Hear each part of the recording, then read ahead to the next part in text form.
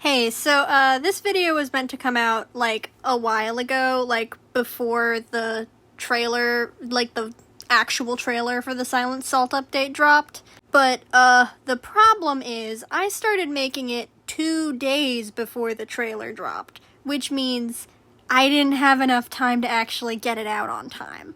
And obviously, it has been revealed that I was right, and Pastry Cookie will be showing up in the next update. I'm going to post it anyway because I think that I did a pretty good job explaining my points, but it is outdated, so on with the video, I guess. Me when I try to crank out a video in under a week so that it's on time for the next CookieRun update, but I'm already working on like 8 million other projects at the same time.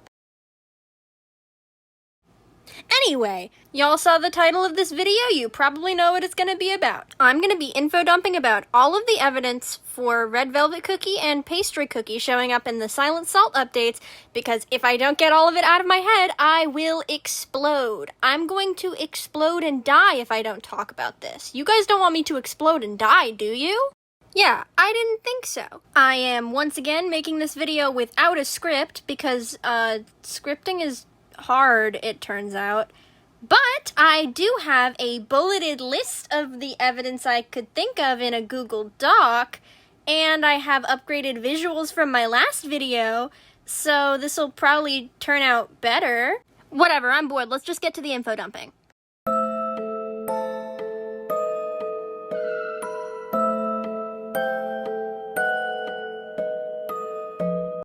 Starting off with probably the most obvious piece of evidence, Silent Salt is definitely connected to the St. Pastry Order, right? Like we can all agree on that? Like, he's definitely got something to do with them?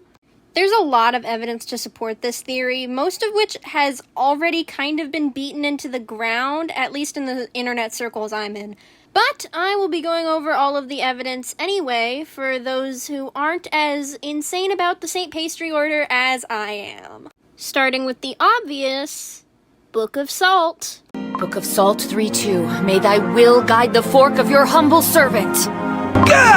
While there are 2 other books that get mentioned in the Tower of Sweet Chaos storyline, those being the Book of Flour and the Book of Butter, the Book of Salt is the only one that's been brought up more than once, specifically by Seltzer Cookie, who mentions it once in the Premonition of Doom storyline, and once in one of her Kingdom voice lines. Book of Salt 4-2, the sweetest cookie chosen by the Almighty thou shalt know. Book of Salt 13-5, cookies rejoice in our creators, for they are the ones who bake us. Okay, that was actually a lie. Menthol and Do-I-L both have voice lines where they quote the Book of Butter and a new book called the Book of the Oven, respectively. I forgot to check their wiki pages before I recorded that last segment, but I think my point still stands that the Book of Salt is quoted the most, and I think it's also relevant that it was actually quoted in the story. Anyway, the connection between Silent Salt and the Book of Salt should be obvious if you know words. Though I will admit, upon further inspection, it's a bit harder to justify the connection, just because there are several other books that the St. Pastry Order reference. So we're gonna move on to the next piece of evidence, which is the fact that the St. Pastry Order and Silent Salt Cookie have very similar aesthetics. This one's a lot harder for me to put into words, but a lot of people have taken notice of the fact that Silent Salt Cookie and the St. Pastry Order seem to share a very similar color scheme, including lots of dark, desaturated purples and silvery, metallic objects. There's also been a consistent motif of chains, especially in the latest update, which again I feel is the most important to consider, since most of the other St. Pastry-related updates, barring the wedding update, are several years old by now. Silent Salt is also very obviously themed after a knight, which historically were pretty connected to Christianity as far as I'm aware. I didn't actually do any research into this. But considering the Crusades were a thing that happened, and knights were pretty heavily involved in that, I think it's safe to assume that you can make the connection between the St. Pastry Order being very heavily inspired by Christianity and Silent Salt being a knight. Now, jumping off of the aesthetic similarities, another thing that Silent Salt has in common with the Order is, at least so far, he seems to share a lot of very similar ideals to them. We don't know what he thinks of the witches yet, but not only does he seem to have a very similar black and white, my way is right, your way is wrong way of thinking, given the theme of weighing White Lily Cookie's actions in the latest teaser trailer, and the fact that his arena season is called Impending Judgment. The St. Pastry Order also perfectly embodies the themes of silence that he's obviously going to be incorporating, being the beast of silence and everything. The St. Pastry Order is constantly keeping all of their members in the dark about the actual truth about the witches, with the Shadow Sister even going as far as to threaten to kill Pastry Cookie after she figures out the truth. A secret between you and me. Yes. Forever. Is that all? You are too merciful. Command me, and I will silence her forever. And I will silence her. Silence her. The St. Pastry Order embodies silence in the same way that Silent Salt is inevitably going to, the opposite of freedom. They're purposefully hiding the truths of their world from even high-ranking members of their organization like Pastry Cookie or Seltzer or Menthol. Though I think arguably the most damning piece of evidence that Silent Salt has something to do with the Order is the fact that the Order's graveyard appeared at the beginning of Silent Salt's second teaser.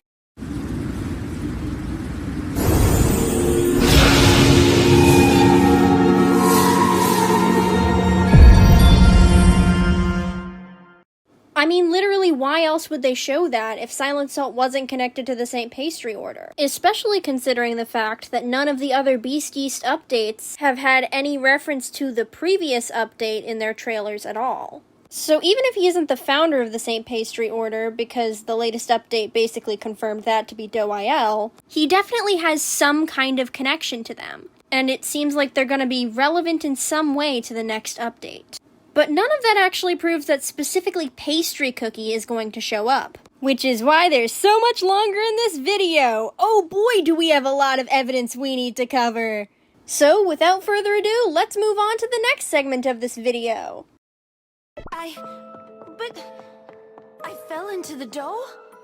Where am I? The banquet is starting. First of all, Pastry is very, very tied to White Lily Cookie as a character. It's through Pastry Cookie that we learn how White Lily became Dark Enchantress in the first place. We see the flashback of White Lily learning the truth about the witches through Pastry's eyes. And we're even encouraged to draw direct parallels between them through them speaking at the same time at the beginning of the flashback. DevSys could have shown us White Lily Cookie's backstory in literally any way, but they chose to show it to us through Pastry, permanently linking those two characters together in the narrative. So it'd be a damn shame if they never followed up on those parallels, huh? Anyway, other than the obvious connections between White Lily and Pastry, there are a few more pieces of evidence that Pastry specifically is going to become relevant soon. Like, for example, this conversation between Seltzer and Menthol during the latest update. But when our time comes, who will guide the disciples called to paradise? That cookie who was supposed to take my place left us all too soon. How foolish. It pains my heart when I think that poor soul willingly turned away from our faith. Her chance to witness such a blessed sight, gone. Not to mention all the trouble her departure has caused us. If only she realized patience truly is a virtue. They're definitely talking about Pastry. Oh my god, they're definitely talking about Pastry. We all know they're talking about Pastry, right? It's clear from the way that the words "that cookie" are highlighted that whoever Seltzer is talking about in this scene is important to the plot in some way. But that cookie never comes up again during this storyline. We never actually find out who she is. Now, as far as I'm concerned, there are only two possible characters that could be that cookie. We have Black Forest, who was introduced this year, and based on her story, could have been taken to some kind of secret second location with everyone at the convent being lied to about her whereabouts. Or the more likely option, and the one that I've seen everyone in the fandom basically agree on at this point, that cookie is Pastry.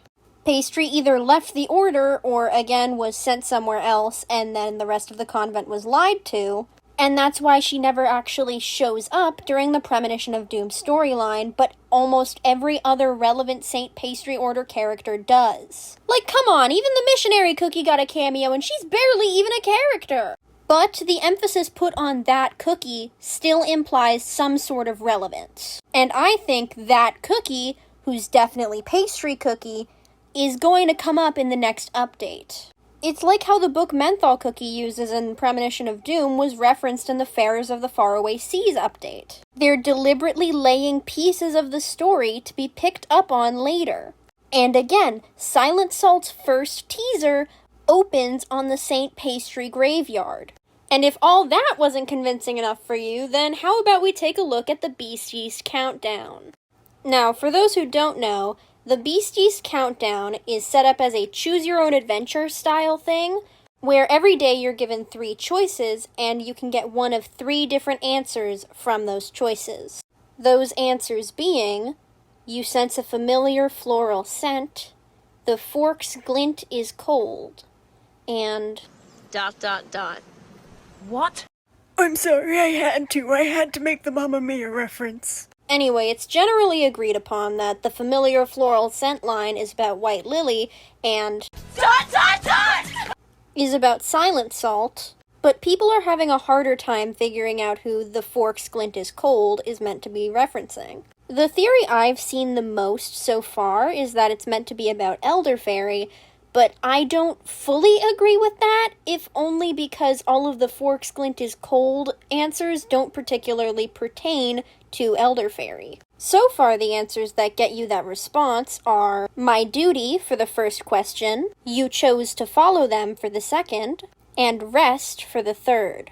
And while that first answer seems relevant to Elderfairy, the second and the third are kind of not... Like, Elderfairy didn't choose to protect the Silver Tree, he was assigned that role by the witches. As far as we know, Elderfairy's never really chosen to follow anyone.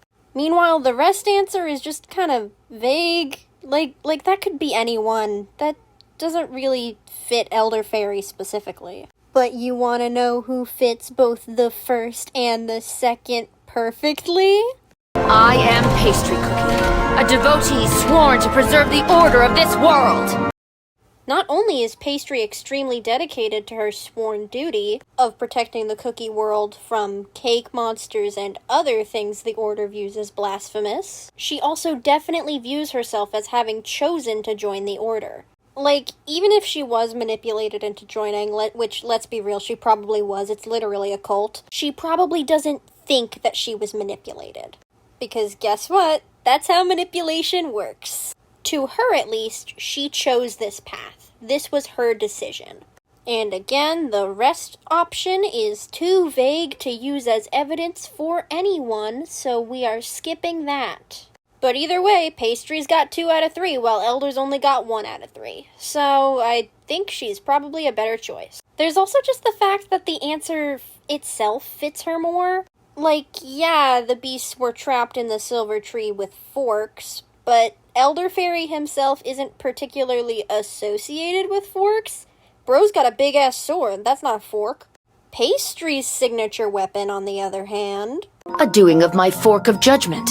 Fork. So yeah, overall, if you ignore the fact that it would be kind of weird for Pastry to be the third option, just, like, given her plot relevance... she works significantly better than Elderfairy does for the third answer.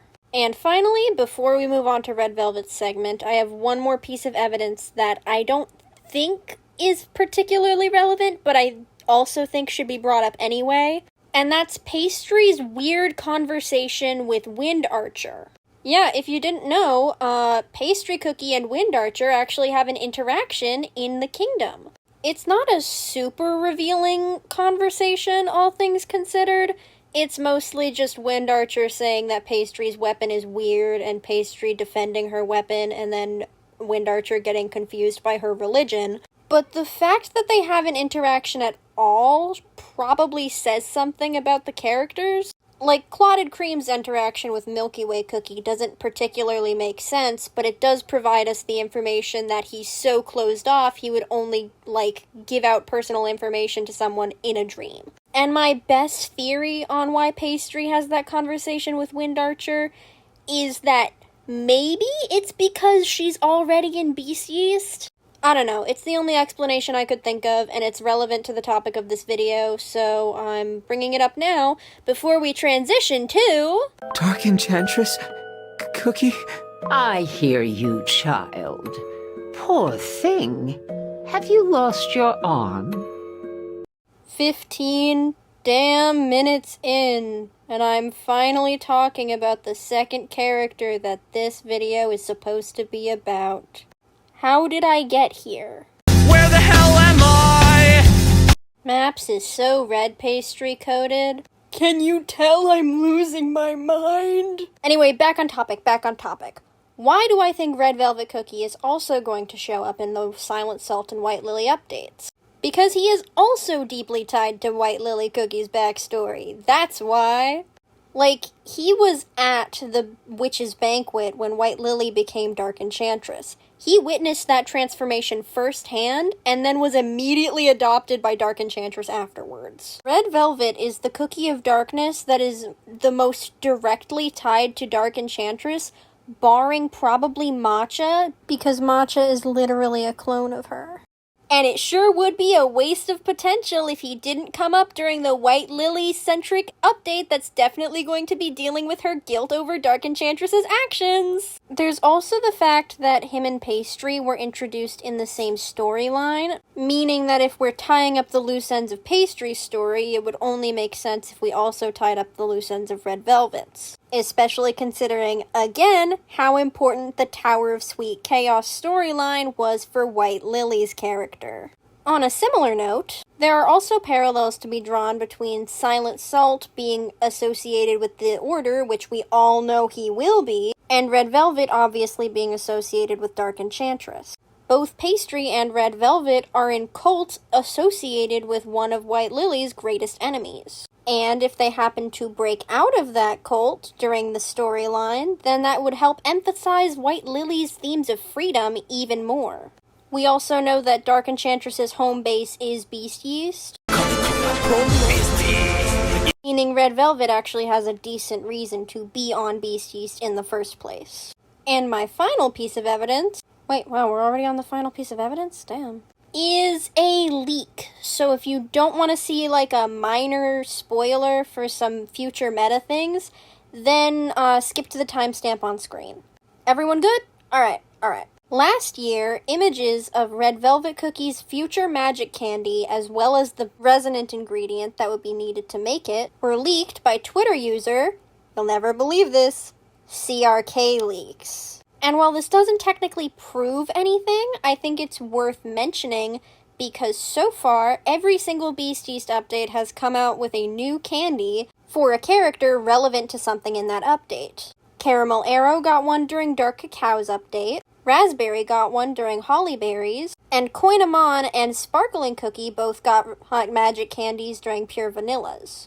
Which they don't seem particularly relevant to that update, but they were part of the resonant topping set for that update, so they get a pass. The only truly notable exception to this pattern was Frilled Jellyfish getting a magic candy during Golden Cheese's update, and I don't really have an explanation for that, it's just kind of weird. But the point is, someone is going to be getting a magic candy during White Lily's update, and chances are it's going to be someone who's relevant to the story. And if these leaks are true, we know Red Velvet has a magic candy already designed. I've connected the two dots. You didn't connect shit, but... I've connected them. Is this conspiracy theory levels of nonsense? Maybe. But honestly, I think we crossed that bridge when I brought up Pastry and Wind Archer's Kingdom conversation. So, whatever. Leaks aside, I do think it would make a lot of sense for Red Velvet to show up alongside Pastry in these coming updates. And honestly, I just really want to see my Blorbo again. He's my favorite character. I like seeing him in the game. I hope he gets more voice lines. I hope he turns out to be the Red Velvet Dragon.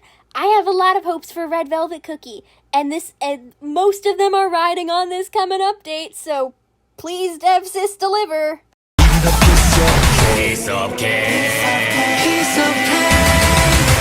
Why did I use Bad and Dark as the transition clip? Because I've already lost my mind. Come on, people, keep up. Anyway, in conclusion, I think it would work really well if Pastry Cookie and Red Velvet Cookie were plot relevant again for the White Lily and Silent Salt updates. Both of their stories are very connected to White Lily, so it would make a lot of sense if they did show up. Pastry also has a lot of potential ties to Silent Salt through the St. Pastry Order. And I just really want to see my Blorbos again. But at this point, the update is only like a week away, so I guess all we can really do is just pull a St. Pastry order and pray to the witches above that they actually show up. Thank you and good night.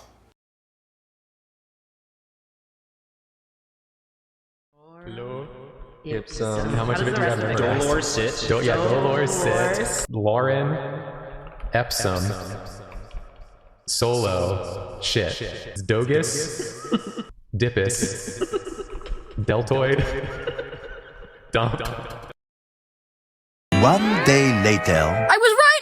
Oh my god, I was right! Pastry Cookie was in the trailer. She's gonna be on the title screen. She's important enough to be on the title screen! She's traveling with White Lily. They're gonna interact. We finally get to see Pastry Cookie and White Lily Cookie interact! She's gonna have dialogue in the Beast Raid! Red Velvet isn't getting a magic candy this update. I was wrong about that one. But that doesn't mean he still can't show up later. We still have a chance of seeing Red Velvet, gang. Trust, I'm not delusional. And you want to know why I'm not delusional? I was f***ing right. Okay, now the video's over. You can go home.